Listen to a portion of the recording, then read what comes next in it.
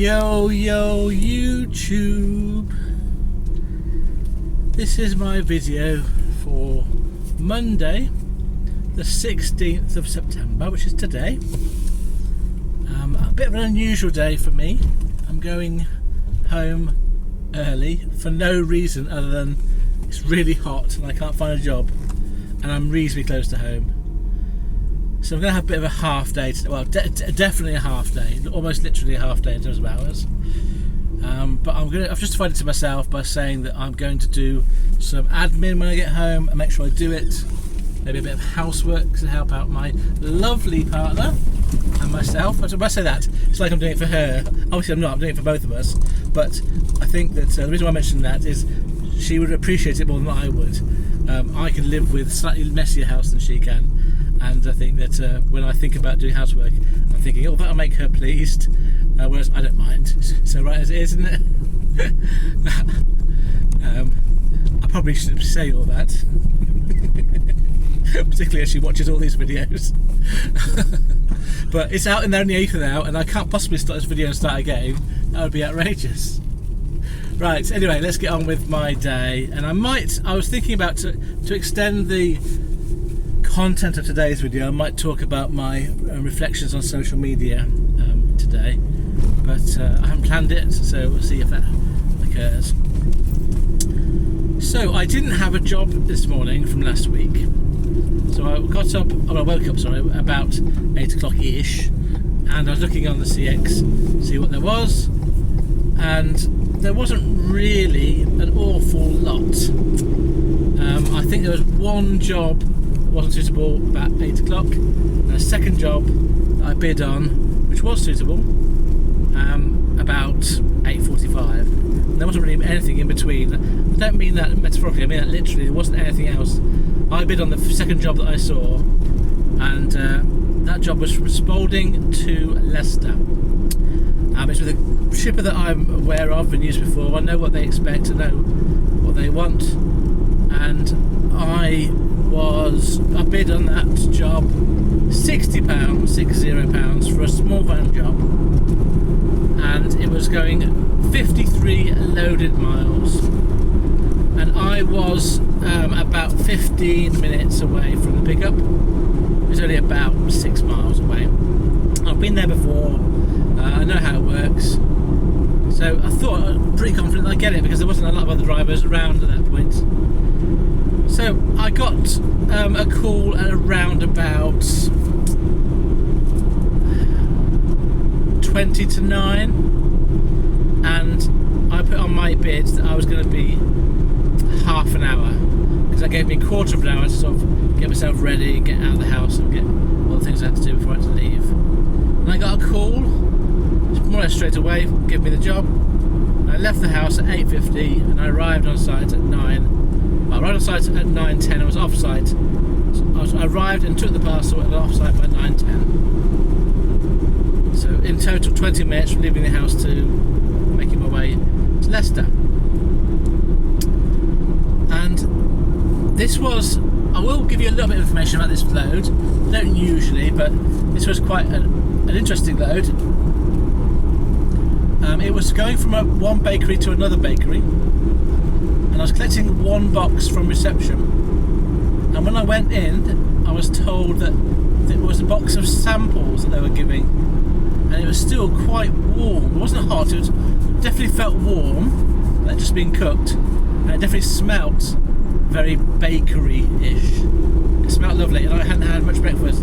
I was quite hungry, and I joked with the lady. She said, "Be very careful with these are our samples," and I said, "Well, I will try, but I'm very hungry." And then we had a little giggle, and then I was on my way. Obviously, retelling jokes 4 hours later is never quite as good as when you're in the moment. In the moment, it was hilarious. We laughed so much, and she thought I was an amazing comedian. But right now, as I retell it, it falls a little bit flat, I think, with the retelling. Right, so I made my way to Leicester, found the bakery really easily. I asked the security where the reception was, and just double checked he thought that was the right place for me to send the samples. And then I made my way to the reception, and I will tell you this because it happened, it's relevant. I parked up, the car park was having some work done, and there was like some of the car park wasn't fully done, and I parked up basically on WL lines over a crossing. It was just right opposite the reception, and obviously that's not where you're meant to park, but I felt that I was going to be in and out within a minute. It's not going to really hurt anyone, so I thought it'd be alright. Unfortunately, my view didn't coincide with the receptionist's view, who thought that what I did was horrendous and wanted me to move my van, and wouldn't really sign my pod until I moved my van. So I obviously didn't argue. That would be the wrong thing to do.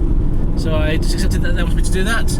I went and moved my van, and then as I came out from where I was, she was standing behind my van with my phone all signed up. She made the point. I suppose what I'm perceiving here is the general attitude that I got from her was very hostile, more than maybe the thing that I did wrong deserved. And she told me where I should park, and that I shouldn't park there, and why I shouldn't park there, which, fair enough, in a quite aggressive way, but I just listened and said yes, okay, and just listened to her. And then she chose, when she came back out, to repeat the whole thing a second time. So obviously it had really upset her. So I got myself off site quickly. So in the end, the 1 minute in and out turned out to be a bit longer, because about 30 seconds was me being told off twice. Right, so I was in Leicester now, and I parked up right outside the bakery and on the road, and did a quick look at what jobs were available. And I left the bakery and parked up at 5 to 11. And by 11 o'clock, I had a phone call for the one bid that I put on. It was picking up in Loughborough and delivering to Nottingham, then another place in Nottingham, and then Newark. So it's 3 stops. Or so I thought it was Nottingham, Newark, but I'll come to that in a moment. And the bid, the note said they would pay £75 for 73 loaded miles for a small van, and I thought that's fair enough. I'm not very far from the pickup, and it was £75. It's a nice second job to do. I realised at this point I've forgotten to tell you my stats for the day, so I'll do that later rather than at the start. And so I put a bid on, £75, got a call, and then made my way towards Loughborough. I was 25 minutes away. It was 9.5 miles. So at this point I was really quite pleased with myself, because I'd done very few dead miles really, and I'd got some pretty good prices on little jobs. So I went and picked up the 3 parcels. That went well. Just one parcel for each stop, 3 parcels in total, and I just put them in the back of my van and made my way to the first drop-off, which was NG1. In the first stop, I managed to utilise their toilet while I was there, and then I came back into my van and put the second stop in, which was NG23, which was near Newark, 45 minutes away. And I thought I'll just double check where is the third stop, because I thought there was 2 in Nottingham first and then 1 in Newark. I thought, I must have got that wrong. So I checked it, and the second Nottingham stop was NG8, which was 12 minutes away from where I was. Now it was in the opposite direction from Newark, but even so, it didn't make sense to me why I'd have to go to Newark first and then come back to Nottingham. That seemed like a lot of extra time and extra miles that I wouldn't need to do if I just did it the other way around. So I ummed and ahed about it, and I really wasn't sure what to do, but I thought I'll give them a call and just check if there's a reason why they're in that particular order. And I thought I won't try and change it because I'll just do it until I can learn for next time. If I get a similar job next time, if it is important, I won't bother calling. And if it isn't important, I'll perhaps say at the start, I'll do it in a different order. And so I rang the shipper, they answered. Another person answered rather than the person that gave me the job, but she just popped out to the kitchen area. So I just said, I just want to double check, is there a reason why these are in the order they are in? And he checked and said, no, there isn't any reason. So I said, well, can I do them any other way around, these next two, Nottingham and then Newark? I said, yeah, that's fine. So I really don't know. I'm still confused. Why was it set up like that? NG1 to NG23 to NG8. Didn't to me make any sense. So anyway, I did the NG8 for second. I was there within 15 minutes. And then I went to the Newark one, which wasn't in Newark, it was just a village south of Newark in the end. And in the end, I saved about 20 miles roughly. That's my guesstimate. And I must have saved about at least half an hour by doing it that way around. But the only problem was I ended up in Newark, not in Nottingham. But I was happy to take that risk. Now, on the way to Newark from Nottingham NG8, I stopped at a Morrison's, got fuel on my fuel card, I got a bit of food, and then made my way to the last of the stops. So the first stop that I arrived at, I finished at 12:25. The second stop, NG8, I finished at 12:44, and the third stop, having stopped to get fuel in the middle, took me in the end back nearly an hour. I was there at 1:40. I'd finished at 1:40, and they were all pretty much residential addresses. I think there were businesses operating out of houses.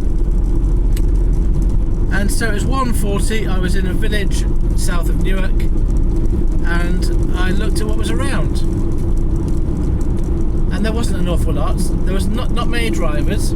I was thinking I got capacity to go to Sleaford, Grantham, Newark, Nottingham even. Lincoln would be an option. I did put one bid on the Lincoln job going north, but I put quite a lot of money on that for a small van job. Slightly over £1 a mile. It was taking me a long way away from home. And then, but basically the short and long of it is, I didn't get another job for 45 minutes. So I moved myself down after about half an hour to Grantham, went to the services there, waited for a few more minutes, and there wasn't really anything going on. So I've sort of justified to myself now, I'm close to home, I'll go home. I'm less than an hour from home. I'm going to go home. I'm going to get home by about 3:30ish, and then I'll just do some admin and housework to justify being home early. I'll look for a job in the morning, a quick little job around locally, probably most likely from Peterborough to somewhere like Bourne or Stamford or Spalding or Sleaford or something. That'll be ideal for me. Yeah, so my stats today are as follows. Because of my fuel today, I've got a new average fuel price for this week, and that's come down, as I thought it would, to 12.42 pence per mile. Today I will have driven 163 miles, 163. I will have worked for an astonishing 6 3/4 hours. An hour of that was just sitting around looking for a job. I would have driven 135 miles, 135, and I would have spent £20 and 24 pence on fuel. So I will have made a disappointing £115, 115, by the time I get home.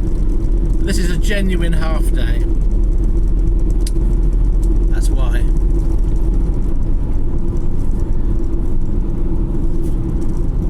Right, I'm going to talk a bit about my reflections on social media and my experience of social media.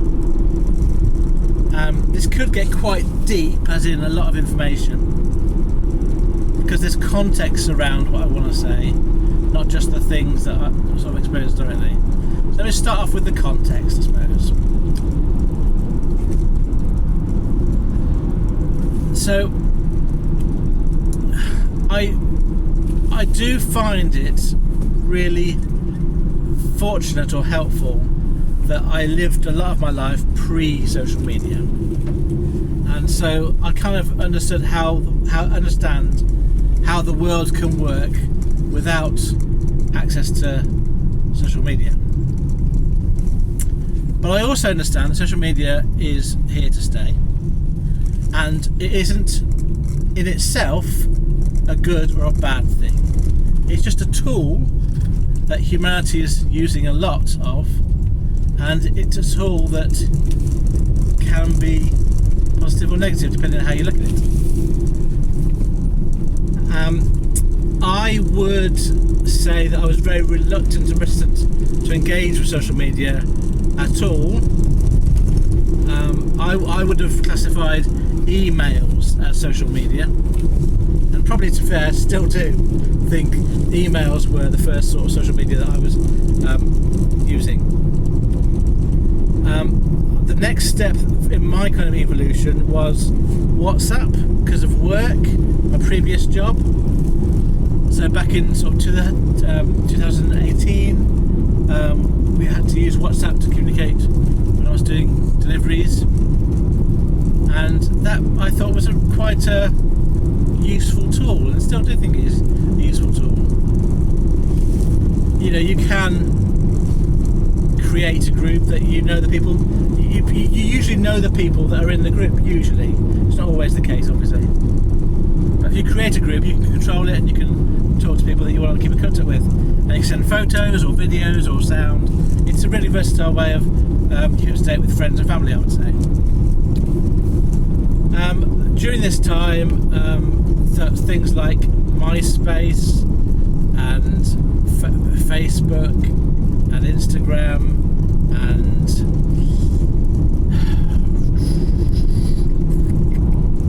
there's another one.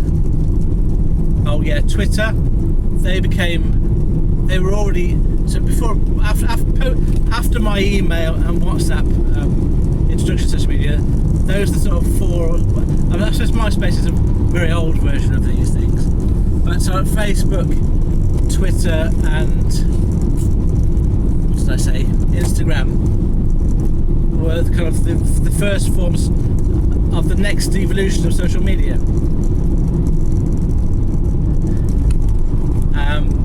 And I just did ignore them. I ignored those completely. And I suppose you could include in that YouTube as well. That would have been about the 2010s or so when it became a thing. I would include, to some extent, podcasting as a form of social media. So YouTube and podcasting, I think, are similar. They're more sort of broadcasting, but there is an element of community about them. And then latterly, I'm aware of TikTok, and I think it's probably the extent of my knowledge now about what there is. And I haven't touched any of those social media platforms. Also, to give a bit of context, when I was working when I was working for a charity for a few years, they had a blog, and I tried to do a bit of that for them in terms of the not personally but just for the company. Is it WordPress? I think it might have been the thing. So maybe that was also. I put MySpace and WordPress as sort of the earlier versions of social media, but then they've been superseded by these more recent apps that are massive now. And yeah, even when I was working for the charity, I was very reluctant to be photographed or videoed for anything to go on the internet. I didn't want any of that to happen. And obviously there's pressure when the work is trying, when a company, be it a charity or a corporate company, is trying to sell themselves or advertise, they do need to sort of put people on their website or you know, whatever storylines they're creating, and I just wouldn't be one of those people. I would never want to be part of that. Quite reticent to any of that. I managed to avoid it pretty much. I think if you ever do Google my name, I've got one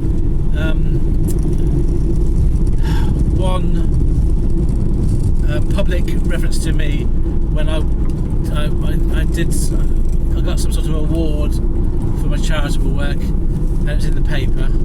That wasn't an award. It was a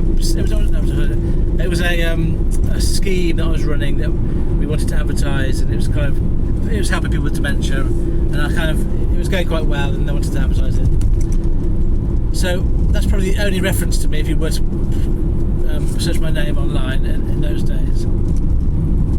So I came I've come to social media from very much a reluctant user, and I just think that there are dangers to social media and there are positives, and all I can sort of display in this message is my perception and what the dangers were for me and how I tended to try and avoid them, and other people will have different approaches and different attitudes.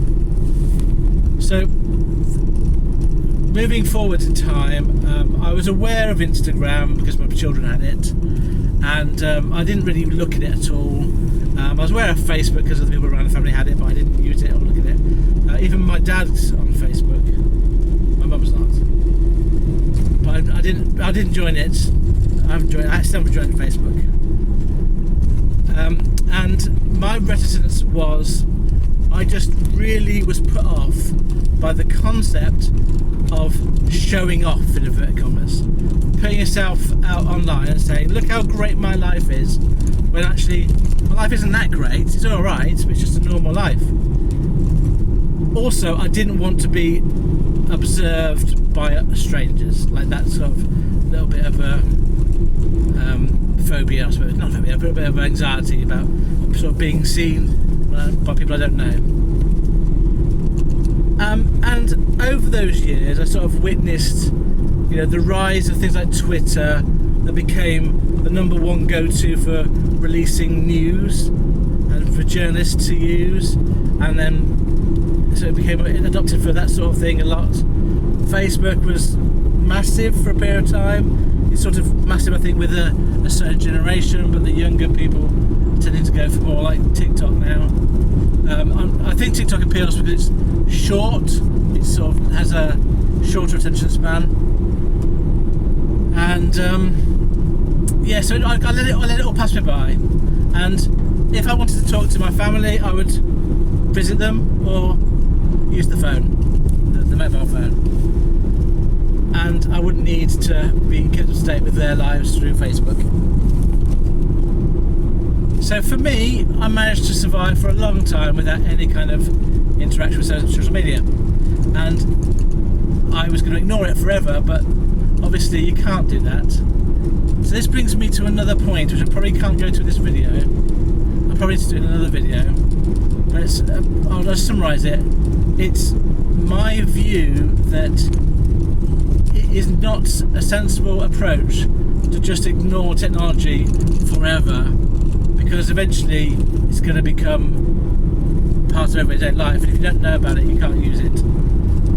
There's a difference, I think, between engaging with it at a time that it's comfortable and feels right, over ignoring it, and over just getting the first thing that's new straight away.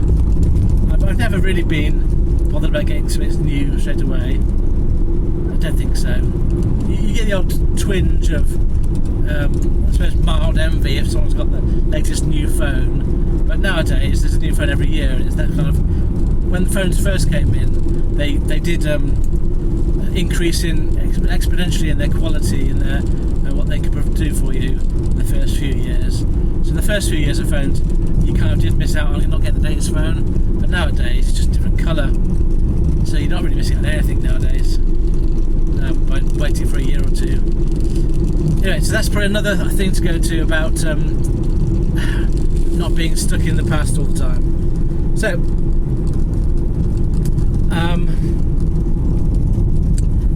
bring us up to date with my recent experience of social media and what I learned from it and what I've done about it. And my experience, I suppose starting the YouTube channel back in May of last year was my first foray into being on some sort of social media beyond WhatsApp. I.e. people that wouldn't know me would sort of be aware of me, which is a large, so hopefully it makes a lot of sense why I made it anonymous, because I would never want to do this be on camera. It would be, for me, horrendously self-centered. So I did that, and it was, in the main, a positive experience, to be honest.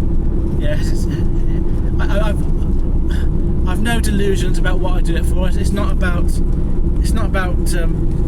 building an income or a brand. It's just about having a voice. That's all it's about. And this is the way nowadays. Well, someone like me can have a voice. Anyway, off the back of the YouTube and doing same day career work, I did join a WhatsApp group which was about career work, and I hadn't chosen to do it per se, but it just came up off the back of another sort of thing I did. And to summarise that WhatsApp group, and also before I go on, I'm no longer in that WhatsApp group. I probably came out of it about 3 months ago, and I'll explain why. But to summarise my view of that WhatsApp group, there would be, I would guesstimate, between 200 and 300 members, people that were in the group. But it probably would be no more than about 30 people that would ever post. And there would be some people that post very regularly. And I just found that the tone of the posting wasn't my style. And obviously I'm not saying that it's right or wrong, it's just, it is what it is. And I didn't really feel I had anything to contribute. But off the back of this, there were, I would say, 2 members of that WhatsApp group that specifically took a dislike to my YouTube content and to me as a person. And it was interesting from my point of view to sort of see the sorts of things they'd pick up upon. There was, I would say, one person in particular that was constantly critical. Always would say, pick out the most negative comment possible and post on that group, and then get people to sort of join in. There's a second person who was less of a leader in it, but definitely on occasions instigated a negative post about me independently from anyone else. And I didn't quite, it took me a while to understand why they were doing it, because they didn't know me. They obviously watched my videos, but they were obviously watching my videos specifically to find stuff to mock me for them. So they weren't really engaging in a positive or proactive way. They were choosing to engage with my videos, which are quite long and in-depth, and they're not snappy little things. They were choosing to engage with them specifically to kind of be nasty. And I would regard it as being trolling type behaviour. So I just sort of sat back and just watched how this would develop. And it was interesting in that there were people on that side that would put the other point of view. So there was sometimes, and also just to be clear, these weren't going on for long. These are very short discussions. There were sort of bite-sized discussions that ended and then went on something else. So it wasn't like I was particularly a main focus. But I just noticed there was 2 in particular. There were a few other people that would sort of agree with them, but kind of were obviously they just took at face value what they would been told by their post without seeing my video. And the people that were sort of more on the other side were people who had seen my videos. So I got a general sense that most people on that side were reasonably supportive, as much as I could expect. And there's only these two in particular that I was aware of that were being deliberately negative. And I must say that I found the negativity quite unfair and quite hurtful at times. But I realised that they didn't know. They weren't actually. Well, I justified it to myself by saying they're making themselves feel better rather than trying to make me feel bad, because they don't know me. They don't even know if I'm on this group or not. So they don't know for sure that what they're saying is going to have any effect on me, but they do know for sure that it makes them feel better. So it was interesting that was a microcosm, I would say, of my experience of social media. Now, what did I do about it? So I went through a period of time where I just didn't look at the group. I ignored it and just had it there, but I had alerts come up as another message, and so I'd always be drawn to it to catch up every so often. Because the other thing about the group is there was useful stuff in there for courier drivers, sort of genuine bits of knowledge that was quite useful to be aware of, at least. There was also a lot of negativity, I would say, generally, and I think there was a bias. I think there may be a bias in social media for negative comments over positive comments, because there's definitely were more negative comments in that WhatsApp group than I think made sense. There was also a smattering of people who thought they were funny, sort of joking, and it wasn't something that I necessarily found funny. There was the odd person that would post what I would call misogynistic jokes, always anti-women, and I found that distasteful, I would say. For a couple of times there was even what I would describe as quite heavily pornographic images on that site, which I didn't think was necessarily suitable or what I'd expect, but I'm not going to worry about that too much. It's just when you're at work, when you're at work doing work stuff, it seems a bit incongruous to have pornography coming into your eyes. It's not something you'd expect to have. I'm not against pornography per se, but there's a time and a place for that sort of thing. And when I'm delivering parcels and looking at the latest gossip on courier work, that's not where it should be, in my view. So I found the site a mixture of positives, negatives, as most things are, and then when I realised it was having an emotional effect on me, because how to say this?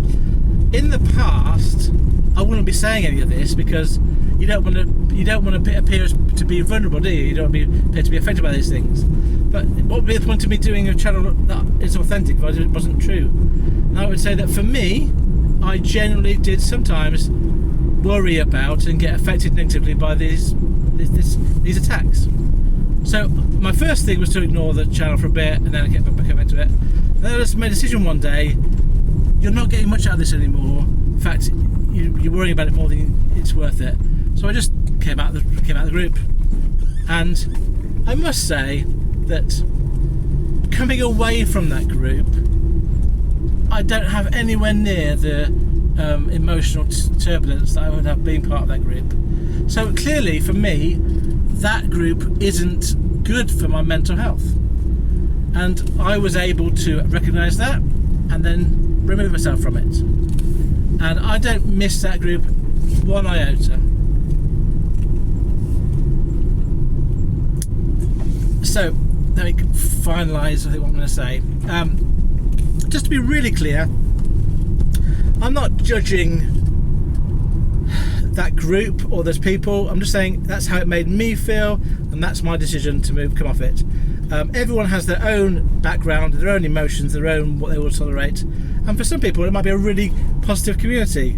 So there's nothing fundamentally right or wrong about that. It was wrong for me, so I came off it.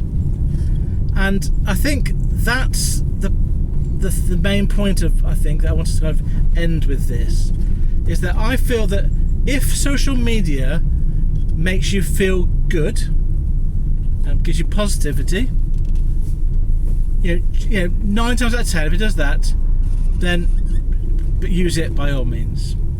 But if you're someone that is on social media and it makes you feel bad or not good about yourself or upset, then it isn't, in my view, it's not worth it. Do something else with your time. Come off social media. You don't need social media. In my view, you don't need social media to exist as a person in this country. But I have a very lucky perspective that I remember what it's like before social media. What must it be like for the millennials and Generation Z, people who don't remember before social media? They think this is what life is about. You have to cope with social media. And I have a lot of sympathy. I think it's sympathy rather than empathy. I have a lot of sympathy, I'm going to say. No, empathy. A lot of empathy for the younger generations that haven't got that context and have had to deal with this themselves. Because as a generation, I don't feel that we were particularly helpful in teaching our kids about not engaging with social media, because we did it ourselves as well to some extent. So I think it's something that I really feel is evolving, and I'm going to finish on this last point. I think that give social media another 10, 15, 20 years, and the sorts of things that I'm saying will become mainstream, and that people won't feel they have to be on every single bit of social media all the time. And I do feel optimistic that if people can be more mindful of what's good and bad for them, that they can use the social media platforms in a way that is good for them and helps them grow, or learn stuff, or meet people, because it's good for all those things. But I just want to reiterate, if one feels bad because you're using social media, there is an option, which is not to use it. I don't just mean I don't mean have an amnesty for a weekend or a week. Like that's gamifying it. I think it's not something you should do it for a short term and say I'll go back to it afterwards. Just want a break from it. I mean, it might work for you, I suppose, but I think more just use the bits that work for you and ignore everything else. I hope that makes sense. I think I've kind of covered the basics of what I feel I wanted to say, and I hope it made sense. And as always, I'm trying to be very careful that I'm not trying to judge other people's decisions, other people's way of working. This is purely about how I feel about it and how I've approached it based on the context of me as a person and my history. And you will do whatever's right for you, I hope. Right, thank you very much for listening to my extended video. I hope that you are all being successful, however you choose to define that for yourselves. And I shall probably speak to you again on Wednesday. I'm going to try and get a little job for the morning before my talking therapy starts at 11 o'clock. And then I've got my dialysis in the afternoon.